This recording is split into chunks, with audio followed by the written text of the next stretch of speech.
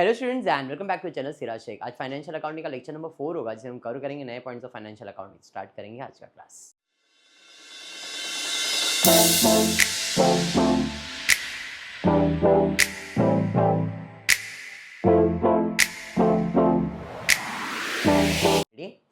Previous lectures के अंदर मैंने आप लोग को डेफिनेशंस ही वगैरह पढ़ा है।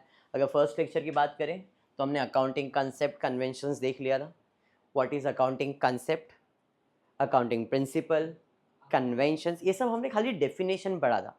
और अब हम धीरे धीरे हर एक चीज़ के बारे में पढ़ते जा रहे हैं। जैसे बिजनेस एंटिटी के अंदर कुछ पॉइंट्स पढ़ा आपने, फिर नेक्स्ट लेक्चर के अंदर हमने मनी मेजरमेंट सिर्फ डेफिनेशन किया, अक्रूवल ओनली डेफिनेशन किया, गोइंग कंसर्न ओनली डेफिनेशन किया, कॉस्ट के अंदर तो हमने बहुत सारे पार्ट्स पढ़े, रियलाइजेशन, ड्यूअल एस्पेक्ट, कल तक हमने इतना कंप्लीट किया था। अगर आपको याद हो तो कल अपना लेक्चर यहाँ पे खत्म हुआ था। आज पढ़ते हैं नया, दैट इज पीरियोडिसिटी। अब ये पीरियोडिसिटी क्या होता है, तो आपको मालूम है कि जो बिजनेस हिसाब किताब करता है वो कितने टाइम के लिए करता है? 1 साल का। जैन से दिसंबर हो सकता है, अप्रैल से मार्च हो सकता है, जून से जुलाई हो सकता है। इन शॉर्ट द हिसाब किताब is done for a 1 accounting year. It is well known that the profit increase capital. So, the best method of finding out the profit made by the business is to compare the amount of capital introduced by the owner when starting the business with the amount of capital at the time of liquidation. मतलब उसने clearly बोला है कि आप जो profit generate करते हो, business करते क्यों? प्रॉफिट के लिए करते हो। तो जो भी प्रॉफिट जनरेट करना है उसके बारे में आपको पता होना चाहिए कि तुमने कितना पैसा इन्वेस्ट किया था स्टार्ट ऑफ द बिजनेस में, और जब बिजनेस लिक्विडेट बंद हो रहा है तब आपके पास कितना प्रॉफिट हो रहा है। तो यहाँ पे पीरियोडिसिटी के अंदर उसने स्टार्ट से बंद करने तक का इंफॉर्मेशन दिया, बट एक्चुअल में हम लोग के लिए क्या होता है? 1 अकाउंटिंग ईयर, क्योंकि हम लोग हमारा बिजनेस बंद नहीं करने वाले। कल ही हमने देखा हमारा बिजनेस गोइंग कंसर्न होना चाहिए। जब वो मेरा बिजनेस गोइंग कंसर्न होना चाहिए तो हर एक साल में कितना प्रॉफिट कमा रहे ये फाइंड होना चाहिए। इसी को हम लोग क्या कहते हैं? पीरियोडिसिटी। समझाइए। डेफिनेशन इतना बाहर करने जैसा नहीं, इसलिए एम्फसाइज नहीं कर रहा हूँ, बट कंसेप्ट क्या है वो समझ में आ गया। नेक्स्ट है matching. What is matching?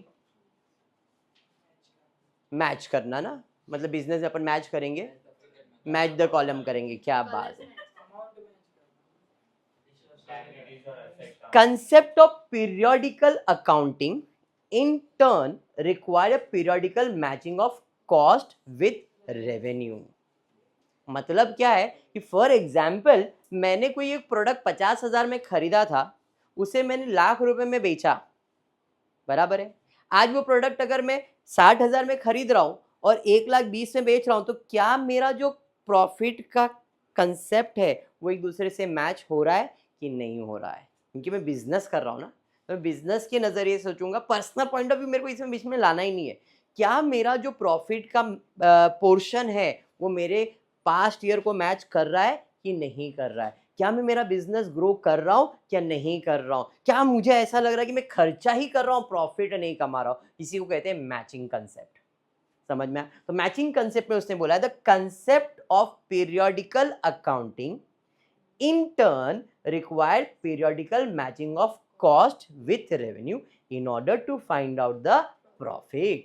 The profit of an accounting year is ascertained by first determining the revenue earned during the year and then matching against the revenue of the cost incurred to earn the revenue for or the cost with the revenue. मतलब वो same चीज जो मैंने आपको बोला है उसने अपने इंग्लिश में इतना हार्ड एंड फास्ट लिख के रखा है। क्या कि पहले मैं अगर 50,000 कमा रहा था तो उसी प्रोडक्ट को आज बेच के मैं कितना कमा रहा हूँ? क्या मैं 85 कमा रहा हूँ, क्या मैं 40 कमा रहा हूँ, क्या मैं 30 कमा रहा हूँ, क्या मैं 10 कमा रहा हूँ? अगर मेरा जो 50,000 का प्रॉफिट है वो उसको मैं अगर अभी भी मैच कर रहा हूँ, मतलब मैं क्या कर रहा हूँ? प्रोडक्ट बराबर से मैचिंग चल रहा है, भाई मेरा प्रॉफिट बिजनेस में बराबर चल रहा है। लेकिन उसी जगह पे अगर मैंने ऐसा देखा पहले 50 कमा रहा था, फिर 40 कमाने लगा, फिर 30 कमाने लगा उसी प्रोडक्ट पे, इसका मतलब मैं क्या प्रोडक्ट मैच कर रहा हूँ क्या? नहीं। इसी को कहते हैं मैचिंग कंसेप्ट। तो बिजनेस जब भी कर रहे हो तो ये सारे पॉइंट्स तुम्हारे ध्यान में होने चाहिए। अब रट्टा मार के नहीं होगा, कंसेप्ट दिमाग में सेट करना पड़ेगा कि बिजनेस कर रहे तो पीरियोडिसिटी होना चाहिए, उसके बाद मैचिंग कंसेप्ट होना चाहिए, गोइंग कंसर्न होना चाहिए, मटीरियलिटी होना चाहिए, मनी मेजरमेंट होना चाहिए, अप्रूवल होना, ये सारी चीजें आपके दिमाग में होनी चाहिए। समझ में मैचिंग कंसेप्ट क्या है?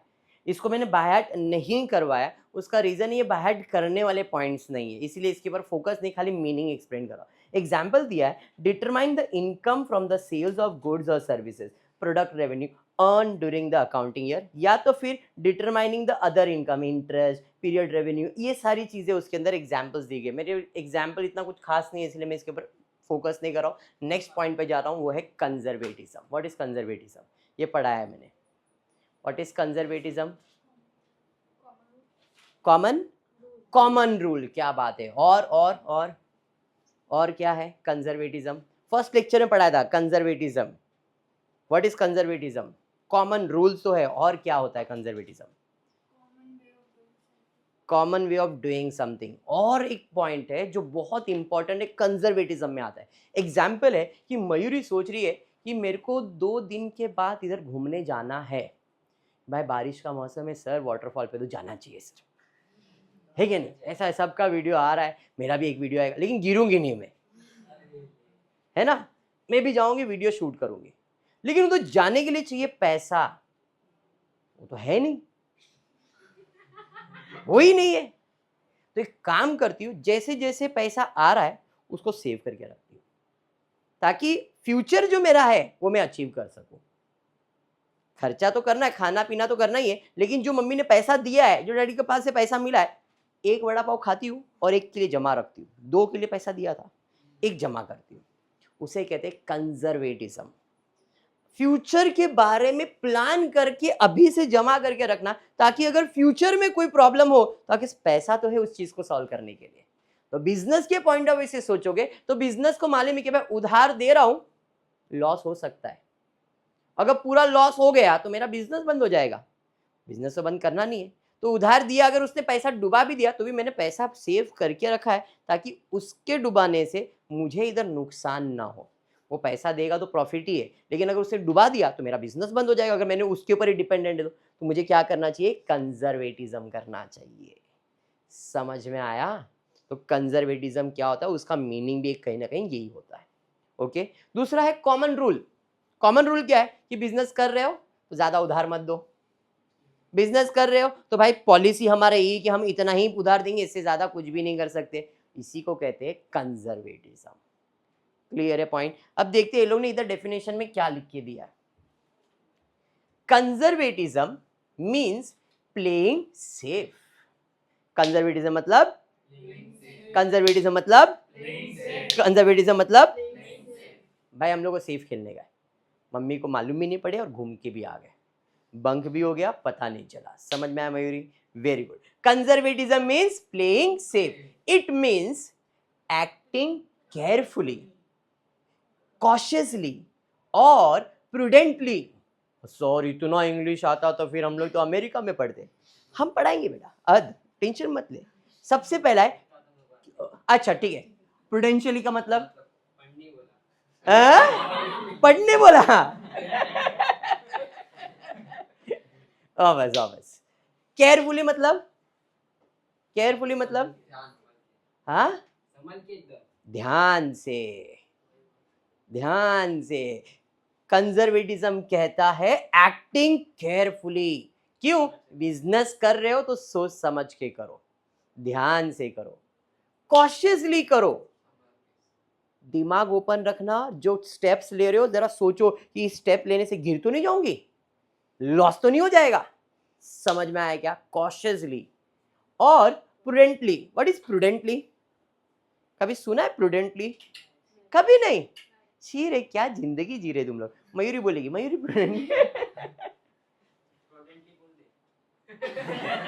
प्रूडेंटली बोल दे। अभी प्रूडेंटली मतलब चीजों को अपने को ना साबित हो सके कि भाई जो मैंने स्टेप्स लिया ना वो सही लिया हुआ है। ऐसा नहीं होना चाहिए कि जा जा जो ले लेता हूँ चलेगा, छोड़ना जाने दे, नहीं। It should be proved, pure, clear. ऐसा नहीं होना चाहिए कि जो तुम कर रहे हो तुमको खुद को नहीं मालूम तुम क्या कर रहे हो। तुमको चीज के बारे में थोड़ा नॉलेज होना जरूरी है। समझ में? It should be real, not artificial, कि जो आप स्टेप्स ले रहे हो हाँ एक्चुअल में ऐसा कर सकते थे, इसलिए इसे हम लोग प्योर या प्रूडेंटली कहते हैं। समझ में आया? तो हम जो भी बिजनेस कर रहे हैं उसके लिए हमको केयरफुल होना जरूरी है, फिर कॉशियस होना जरूरी है एंड प्रूडेंट होना जरूरी है। The convention of conservatism is the common rule followed by an accountant of acting prudently while recording and reporting business transaction. पहले conservatism means playing safely. It means acting carefully, cautiously and prudently or prudently. The convention of conservatism is common rule followed by an accountant for acting prudently while recording and reporting business transaction. समझ में आ गया क्या? अब इसी के अंदर कुछ points है इसके जो अपने को याद रखने हैं. अब स्पेशली कंजर्वेटिज्म के ऊपर ही फोकस किया हमने. जैसे हम लोग धीरे धीरे बिजनेस एंटिटी पे फोकस किए, उसके पॉइंट्स को देखे. ये सारे पॉइंट्स आपको मालूम है, जिसमें सबसे पहला है इफेक्ट ऑन अकाउंट.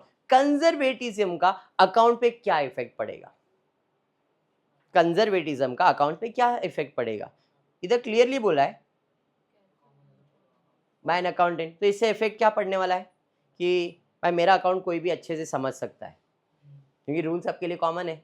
तो कोई भी अगर दूसरा देखता है तो बोला भाई इसने बराबर हिसाब बराबर किया हुआ है. तो the convention of conservatism has the following effects on account. पहला है recording only actual income. Prudently का मतलब भी वही हुआ था. हम कोई जाली काम करने वाले हैं क्या? नकली काम करने वाले हैं क्या? नहीं, जो हुआ है अपन वही रिकॉर्ड करने वाले. तो recording only actual income. An accountant should be very careful while recording income. He should record only actual income and not expected income. Actual और expected में फर्क क्या है? Expected मैंने इन्वेस्ट करके रखा है, 10% ब्याज मिलने वाला है. मिलने वाला है, मिला है क्या? लिख दिया, नहीं चलेगा. समझ में आया क्या? हाँ या नहीं? मिला है उतना रिकॉर्ड करेंगे. Accountant should be very careful while recording income. He should record only actual income and not expected. In case of cash sales, income should be recorded only when cash is actually received. मैंने सामान बेच दिया but पैसा नहीं मिला तो record करूंगा क्या मैं? अगर कर दिया मतलब मैं कंजर्वेटिज्म नहीं कर रहा हूं.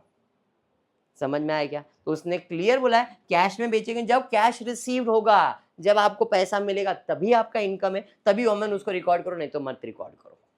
ठीक है.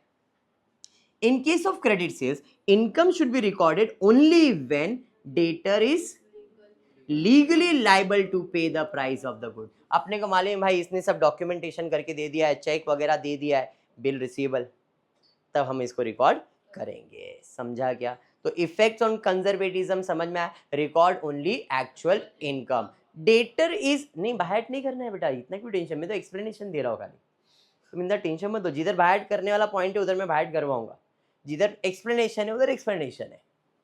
Debtor is so legally liable only, sorry ये तो हो गया था ना, नहीं. Debtor is so legally liable only when ownership of goods is transfer to him under the sale of goods act. अब डेटर भाई गुड्स बेचा है तुमने, मैंने साइन करके दिया है, तो मैं तुम्हारा कस्टमर हूँ, नहीं तो मैं कस्टमर नहीं. तुम ऐसा ही बोलो कि मैंने तुमको सामान बेचा था, चलो पैसा दो. कौन सा सामान बेचा था? कुछ हिसाब है क्या उसका? कोई बिल बनाया क्या तुमने? कुछ है क्या तुम्हारे पास? बताओ. अगर बिल वगैरह है तो मैं तुम्हारा कस्टमर हूँ, बिल वगैरह नहीं है तो मैं कौन कस्टमर को जानता नहीं हूँ. तो उसने क्लियर बोला है debtor is so legally liable only when ownership of goods is transferred to him under sale of goods act. Thus income should not be recorded at any earlier stage such as receipt order, delivery of goods etc. मतलब भाई हमने कोई documentation किया ही नहीं है, उसको बोला हाँ तेरे को गुड्स दे दूंगा और ये दे दिया या सेल्स कर दिया, उसको रिकॉर्ड किया, तो आप उसको रिकॉर्ड नहीं कर सकते जब तक उसके पास से कोई गारंटी आता नहीं है. समझा पॉइंट? फिर बाद में इधर वो सब चीज़ तो इतना इंपॉर्टेंट नहीं. नेक्स्ट है recording only actual cost. Recording only actual income और एक्चुअल कॉस्ट. सीधी बात है, हम लोग कल ही बताया था मैंने, जो हिसाब किताब करते हैं वो किस पे करते हैं? कॉस्ट बेसिस पे करते हैं. तो इस पे सिर्फ कॉस्ट रिकॉर्ड किया जाएगा, प्रॉफिट रिकॉर्ड नहीं किया जाएगा. यहाँ पे fix asset like land, building etcetera should be shown in books only at their purchase price, that is cost, till they are sold. कल ये पॉइंट हुआ है, कल ही अपन ये पॉइंट किया है.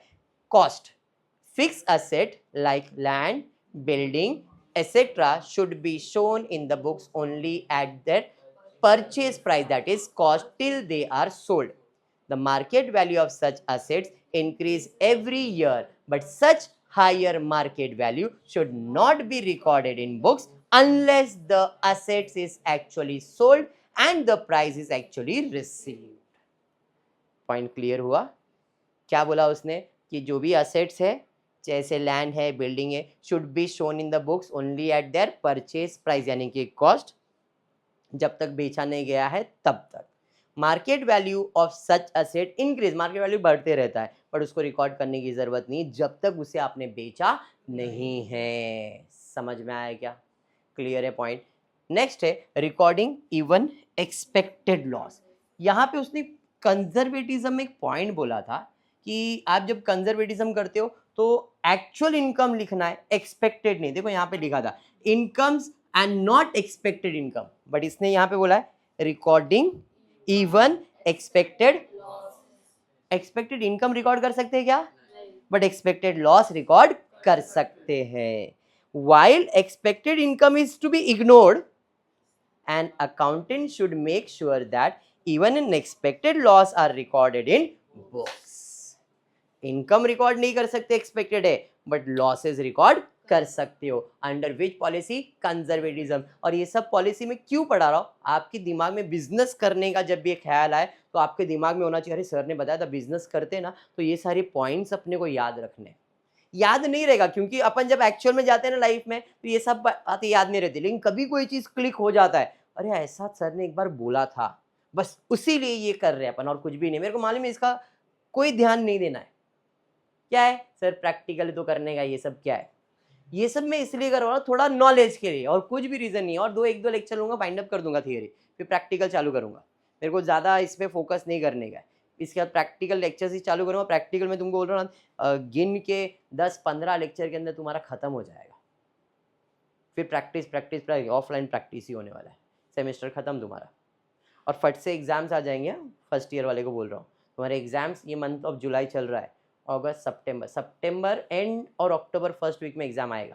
100% है नहीं? हाँ, सेमेस्टर एग्जाम. तुम लोग का सेमेस्टर ही फाइनल एग्जाम होता है. तुम लोग को फाइनल बोर्ड एग्जाम्स कैसा होता है? Semester 1 board exam, semester 2 board exam, semester 3 board exam, ऐसे तुम्हारे टोटल 6 एग्जाम्स होंगे. 2 एग्जाम्स का एक ईयर होता है. फर्स्ट ईयर में 2 एग्जाम, सेकेंड ईयर में 2 एग्जाम, थर्ड ईयर में 2 एग्जाम. इस तरह से 6 एग्जाम्स होंगे. और एग्जाम्स अक्टूबर में आने के चांसेस इसलिए बोल रहा हूँ बिकॉज अभी मोस्टली कॉलेजेस चालू हो गए और जो सिलेबस है वो इत्तू सा है, तो टीचर्स पढ़ाएंगे और फटफट ख़त्म करेंगे. मालूम भी नहीं पड़ेगा कि अरे अभी तो हम लोग 12 पास हुए थे सर, एग्ज़ाम भी आ गया, ऐसा लगेगा. इसके लिए रेगुलरली आओ. जो लोग एब्सेंट रह रहे हैं उनको भी इन्फॉर्म करो, बी रेगुलर, क्योंकि ये थियरी का पार्ट जो है ना, अभी मेरे को लग रहा है एक लेक्चर और आएगा, नहीं तो फिर प्रैक्टिकल चालू होने वाला है. समझ में आ रहा है? थियरी पढ़ाने का रीज़न है थोड़ा सा नॉलेज, और कुछ भी नहीं तो मेरे को खुद को कंटाल आता है ये थियरी पढ़ाने को. मैं पढ़ा इसलिए रहा हूँ कि तुम्हारा नॉलेज थोड़ा सा बढ़ जाए, बस, और कुछ नहीं. इसी समझ में आ जाएगा ना, तुमको आता है, खाली एक बोलते हैं ब्रश मारने की जरूरत है, तो मैं ब्रश मार रहा हूँ कि थोड़ा सा याद रखो बस.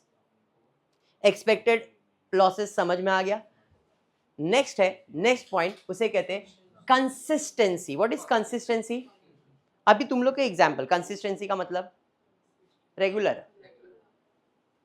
जैसे बोलते हैं ना यूट्यूब पे वीडियो कंसिस्टेंट आना चाहिए, रेगुलर आना चाहिए.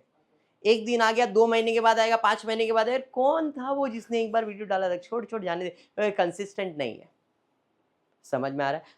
पढ़ाई कर रहे, एक दिन जाते, छोड़ना है, अभी क्या है, पानी भरा है, रीजन देंगे और घूमेंगे. कंसिस्टेंट थोड़ी होने का अपने को. बिजनेस के अंदर भी सेम चीज है.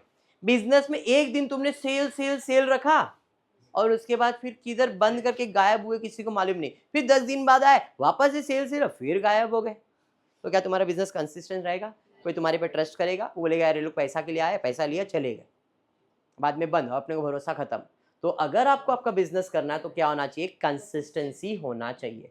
A concern should consistently follow accounting policies chosen by it. This help in comparing the working of the concern over number of years. हमने जो भी पॉलिसी अकाउंटिंग के लिए अडॉप्ट किया है वो कंसिस्टेंट होना चाहिए। ऐसा नहीं होना चाहिए कि आज के लिए अकाउंट लिखने का तरीका अपन डेबिट और क्रेडिट वाला रखते हैं, कल डेबिट क्रेडिट नहीं लिखेंगे, कल क्रेडिट और डेबिट कर देंगे, नहीं उसके बाद अपन रिसीवर गिवर नहीं, गिवर और रिसीवर करेंगे। ऐसा कुछ नहीं होना चाहिए। मैं एग्जाम्पल दे रहा हूँ, ऐसा पॉसिबल नहीं, सबके लिए रूल सेम है। तो ऐसा नहीं होना चाहिए कि आज अपन हाथ से चल रहे, कल पैर से चलेंगे, कल मुंह से चलेंगे। पैर से चलते हैं ना, कोई कोई हाथ से भी चलते हैं। देखो देख, समझ में आया क्या? क्या बोला है पृथ्वी, क्या ध्यान दे इधर। A concern should consistently follow the accounting policies chosen by it. This help in comparing the working of the concern over a period of time, या तो over a number of years. Next example दिया है।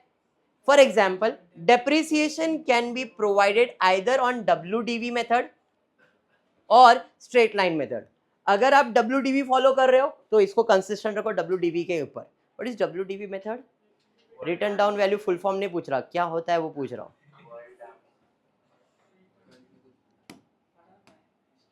Example कि भाई तुमने 50,000 का property purchase किया है, बराबर है, और आप बोलते हो कि आप 10% का हर साल उसे यूज करते हो, तो पहले साल में इसका डेप्रिसिएशन कितना आएगा? अब माइनस होके जो वैल्यू बचा इसे कहते हैं WDV। अब सेकेंड ईयर में जब डेप्रिसिएशन कैलकुलेट करूंगा वो 50 पे नहीं, किस पे करूंगा? इस पे 4,500, तो 40,500। अब ये नेक्स्ट ईयर का WDV आ गया। फिर थर्ड ईयर में अगर 10% निकालना है 4050। अरे समझ में आया? ऐसे जो वैल्यूज डेप्रिसिएशन आप कम करते हो, आपने हर बार जो डेप्रिसिएशन कम किया है वो किस पे कैलकुलेट किया है? WDV पे। तो आपका ये मेथड हो सकता है, या तो फिर 50,000 का मैं डेप्रिसिएशन प्रॉपर्टी परचेज किया पहले साल 5,000, बचा 45,000, नेक्स्ट ईयर में भी 5,000 ही आएगा, नेक्स्ट ईयर में 5,000 ही आएगा, क्योंकि हम लोग जो डेप्रिसिएशन कैलकुलेट कर रहे हैं वो किस पे कर रहे हैं? ओरिजिनल कॉस्ट या तो स्ट्रेट लाइन कर रहे हैं। तो कहना चाह रहा है कंसिस्टेंट के अंदर, for example depreciation can be provided either on WDV method or straight line. Both methods are equally accepted. Once a concern has chosen the WDV method, it is expected to be consistent follow the method year after year. समझ में आया क्या? तो क्या? तो क्या भाई, मेरे को ऐसा लग रहा है कि मेरे को WDV मेथड अडॉप्ट करके ही डेप्रिसिएशन देने का, मैं ऐसे ही दूंगा डेप्रिसिएशन। इसको लग रहा है भाई मेरे को ओरिजिनल कॉस्ट पे ही डेप्रिसिएशन देने का पॉलिसी है मेरा, मैं ओरिजिनल, वो कम हो रहा है ज्यादा हो रहा है उसकी बात नहीं कर रहा है, वो बात कर रहा है कंसिस्टेंसी की। तो कंसिस्टेंसी में उसने क्लियर बोला कोई भी मेथड, एग्जांपल के लिए डेप्रिसिएशन का एग्जांपल दिया है कि डेप्रिसिएशन 2 मेथड के होते हैं, आपको कौन सा अडॉप्ट करने का आप देखो और उसी मेथड को फॉलो भी करो, उससे आप ब्रेक मत करो, इसी को कहते हैं कंसिस्टेंसी। समझाइए? हाँ, एक्सेप्शंस है, there are some exceptions also. Consistency में सम एक्सेप्शंस ये है कि कुछ पॉलिसीज कुछ टाइम तक के लिए होती है, उसके बाद अपने को ऐसा लगता है भाई सिचुएशन चेंज हुआ तो बदलना पड़ेगा, तो ऐसी सिचुएशन में आपको आपका पॉलिसी चेंज करने का लिबर्टी मिलता है। ऐसा नहीं कि कंसिस्टेंस बोला है तो जो चीज़ पहले फॉलो किया उसको सालों साल तक लेके चलना है, ज़माना बदलता है, अपने को बदलना पड़ेगा। मैं पहले चॉक बोर्ड पे लिखता, मार्कर में लिखता, अभी स्मार्ट बोर्ड पे लिख रहा हूँ, ज़माना बदला तो मैंने अपना कंसिस्टेंसी को चेंज किया क्योंकि वो रिक्वायरमेंट था। वैसे ही बिजनेस अगर आपको करना है तो आपके बिजनेस का कंसिस्टेंसी तो इक्वल होना ही चाहिए, बट अगर डिमांड आता है सम सिचुएशन में तो आपको बदलना जरूरी है। However, consistency does not mean that another method can never be adopted. Different methods are suitable in different circumstances. Also, accounting policy evolve with time. भाई जैसे जैसे आपको लगता है ज़माना बदल रहा है, अकाउंटिंग पॉलिसी में बदलाव होते हैं, और जब उसमें बदलाव होगा तो आपका कंसिस्टेंसी भी अपन बदल सकते हैं। यही पॉइंट है, इसे कहते हैं एक्सेप्शन। एन अकाउंटिंग पॉलिसी में become old and outdated, it may have to be replaced with the another policy which is at present accepted by most of the accountant. Point clear है? देखो text book open करोगे आपको ये same चीज सब मिलेगा। मैं पढ़ा इसलिए रहा हूँ कि तुमको ऐसा कि तुम तो बुक खोल के ये पढ़ोगे नहीं, अगर मैं एक बार पढ़ रहा हूँ तुम्हारे दिमाग में आया, तुमने गलती से बुक ओपन किया ना, तो कुछ थोड़ा समझेगा, अरे सर ने पढ़ाया, हमारे पास नोट्स भी है, मैं इसका पीडीएफ भी तुमको दे दूंगा। तुम तो लिख रहे हो ऑफलाइन, मेरे को मालूम, बट मैं आपको इसका पीडीएफ भी फॉरवर्ड करूंगा। कभी तुमको टेक्स्ट बुक नहीं ओपन करने का तो एटलीस्ट ये ओपन कर लेना, ठीक है। लेकिन करना ज़रूर, बिकॉज इसमें मेरा फ़ायदा कुछ नहीं होगा, फ़ायदा तुम्हारे लिए है। मेरे को थियरी पढ़ाने में पृथ्वी कुछ भी फ़ायदा नहीं है, कुछ भी नहीं है। मेरे को इतना है कि तुम्हारे पास थोड़ा सा नॉलेज आ जाएगा जिसका यूज़ तुम प्रैक्टिकल लाइफ में करना। एग्जाम में तो मेरे को मालूम है कोई यूज़ नहीं करने वाला है, बट प्रैक्टिकल लाइफ में ये सारे पॉइंट जब रहेगा ना, तो ऐसा बोलेंगे पढ़ा लिखा आदमी बिजनेस कर रहा है, उसको हर एक पॉइंट मालूम है कि कंसिस्टेंसी क्या है, कंजर्वेटिज्म क्या है बिजनेस में। कौन कोई मेरा सीए मेरे को आके बोलेगा सर मैंने ऐसा लिखा, मैंने क्या झूठ बोलता है, ऐसा लिख, प्रॉपर्टी यही है, रूल यही है। इतना तुम्हारे पास नॉलेज होना चाहिए, इसलिए पढ़ा रहा हूँ और कोई रीजन नहीं है। क्लियर है? नेक्स्ट और कुछ है क्या? बस आज इतना ही था। क्लियर है क्या? पक्का समझा? तो क्या क्या पॉइंट्स हमने पढ़ा है आज? हमने पढ़ा है कंजर्वेटिज्म, कंजर्वेटिज्म के मीनिंग और क्या क्या चीजें होता है। कंजर्वेटिज्म का मतलब होता है playing safe, it means acting carefully, cautiously or prudently. Conservatism, sorry, the convention of conservatism is common rule followed by an accountant of acting prudently while recording and reporting the business transaction. Effects: actual income he record किया जाता है, expected income record नहीं किया जाएगा। समझ में आया क्या? उसके बाद दिया है रिकॉर्डिंग एक्चुअल कॉस्ट ओनली, फिर उसने बोला रिकॉर्डिंग इवन एक्सेप्टेड लॉस। बैठ जा बेटा उधर ही। उसके बाद है कंसिस्टेंसी, उसका मीनिंग एक्सप्लेन किया, एग्जाम्पल दिया और एक्सेप्शंस दिया। क्लियर है? पक्का? इन सब को बाहर करना नहीं है, इन सब का मीनिंग जान के रखना है, आपके लैंग्वेज में आपको लिखना है। क्लियर है? पक्का? तो आज के क्लास में इतना ही करते हो। होपफुली वीडियो पसंद आया तो प्लीज़ वीडियो को लाइक कर देना, फ्रेंड्स ग्रुप में शेयर करना, चैनल को सब्सक्राइब करना। Thank you for watching the video.